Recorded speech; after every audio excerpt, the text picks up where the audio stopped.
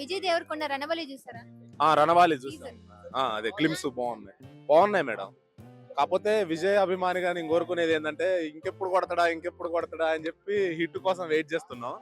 కానీ దురదృష్టం శాతం ఒక్క హిట్ కూడా పడట్లే. లాస్ట్ టైం కింగ్డమ్ హిట్ ఖచ్చితంగా వస్తుంది అని చెప్పి ఈ రేంజ్ లో ఉంది, కానీ మొత్తం ఇట్లా చల్లారిపోయింది. కానీ ప్రాబ్లం ఏం లేదు, స్టార్డమ్ ఉన్న వ్యక్తి విజయ్ సారు ఖచ్చితంగా ఈ రణబాలితో మళ్ళా కంబ్యాక్ ఇస్తాడని, మళ్ళీ ఖచ్చితంగా వరుస పెట్టి హ్యాట్రిక్ కొడతాడని, హిట్స్ మీద ఉంటాడని మేము కోరుకుంటున్నాం విజయ్ అభిమానిగా.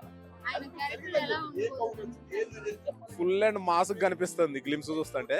చాలా కొంచెం అన్ని ఫ్లాప్స్ వస్తున్నాయి కాబట్టి ఈసారి కొంచెం జాగ్రత్తగా ప్రాజెక్ట్ చేస్తున్నాడేమో అనిపిస్తుంది.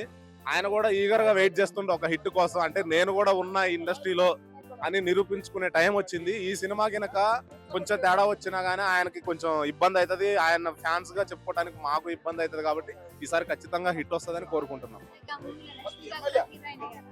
రష్మిక ఆల్రెడీ ఫస్ట్ రష్మిక ఉన్న గీతా గోవిందం హిట్ అయింది.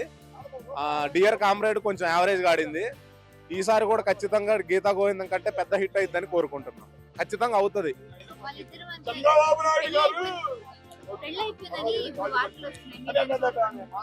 పెళ్ళేం అయిపోలేదులే కానీ ఖచ్చితంగా అఫీషియల్ గా చేసుకుంటారు. ఎందుకంటే ఇప్పుడు స్టార్ హీరోయిన్ ఏమే, ఆయన స్టార్ హీరో, ఖచ్చితంగా వీళ్ళు సీక్రెట్ గా అయితే చేసుకోరు.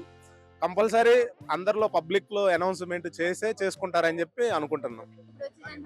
ఇప్పుడు వచ్చిందంతా ఒకవేళ వాళ్ళిద్దరి మధ్యన డేటింగ్ లవ్ అఫైర్ ఉంది కాబట్టి అలా నడుస్తూ ఉండొచ్చు, కానీ వాళ్ళు ఖచ్చితంగా అఫీషియల్ గా అందరికి తెలిసేలాగే పెళ్లి చేసుకుంటారు. ఎందుకంటే ఇండస్ట్రీ మొత్తం వాళ్ళకి మంచిగా స్టార్డమ్ ఉంది కదా.